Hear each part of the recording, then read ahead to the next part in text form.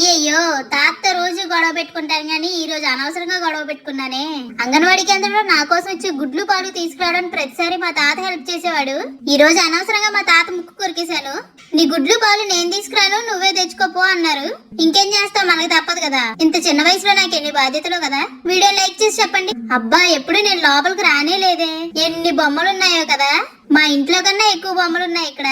ప్రతిరోజు వచ్చి ఇక్కడ ఫుల్ గా ఆడేసుకుంటాను. మా టీచర్ భలే రెడీ చేశారు కదా ఇవన్నీ. అబ్బా, ఎన్ని కార్లు ఉన్నాయో. ఇంకెందుకు ఆలస్యం, మా టీచర్ని అడిగేద్దాం. నేను కూడా రేపటి నుంచి వచ్చేస్తానని. టీచర్, నేను కూడా రేపటి నుంచి ఆడుకోవడానికి వచ్చేస్తాను. అయ్యో వద్దా, ఇంకా కాదా, ఇంకా 6 నెలలు ఆగాల నేను.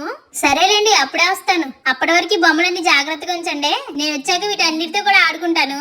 సరేలే, ఇంక వచ్చిన పని కానిద్దాం. ఆ గుడ్లు పాలు ఏదో ఇచ్చేయండి, తీసుకెళ్లి మా అమ్మకి ఇచ్చేస్తాను. సరే టీచర్ గారు, వెళ్ళొస్తాను. బాయ్. త్వరలోనే ఆడుకోవచ్చు అందరం కలిసి.